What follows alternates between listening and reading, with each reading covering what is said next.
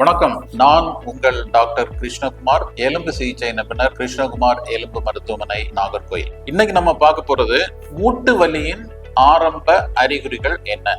மூட்டு வலிக்கு ஆரம்ப அறிகுறிகள் ரொம்ப குறைவா தான். அதை கரெக்டா கண்டுபிடிச்சோம்னா தான் அந்த மூட்டு கெட்டு போகாம பாதுகாக்க முடியும். ஆரம்ப அறிகுறிகள்னா சாதாரணமா தரையில உட்காரும் போது வலிக்கும், படி ஏறும் போது வலிக்கும், இல்லைன்னா கால் கொஞ்சம் கோணி இருக்கும், லேசா தான் கோணி இருக்கும். சோ இந்த மாதிரி அறிகுறிகள் இருந்ததுன்னா இந்த முட்டு நாள்பட கெட்டு போவதற்காக அல்லது தேய்ந்து போவதற்கான வாய்ப்புகள் அதிகம். அதனால இந்த முட்டை பாதுகாத்துக்கு கொள்ள வேண்டும். இப்ப சிலருக்கு கால் முட்டு வளைந்து இருக்கலாம். வளைந்து இருக்குதுன்னா அதை கட்டாயம் நேராக்க வேண்டியது அவசியம். அது சில சமயம் ஆபரேஷன் பண்ணி செய்யலாம், சில சமயம் எக்ஸசைசஸ் மூலமாகவும் செய்யலாம். பட் எதனால செய்ய முடியும் அப்படிங்கறத தெரியணுமானா அதற்கு போதிய அளவு எக்ஸ்ரே, ஸ்கேன் போன்ற இன்வெஸ்டிகேஷன்ஸ் பண்ணி ஆகணும். அப்படி பண்ணி உங்களுடைய முட்டு என்ன நிலைமையில இருக்குன்னு பார்த்து மேற்கொண்டு மோசமாகாம இருப்பதற்கு வேண்டிய நடவடிக்கைகளை சொல்லித்தரலாம். இது மிக மிக முக்கியமானது. ஏன்னா நிறைய பேர்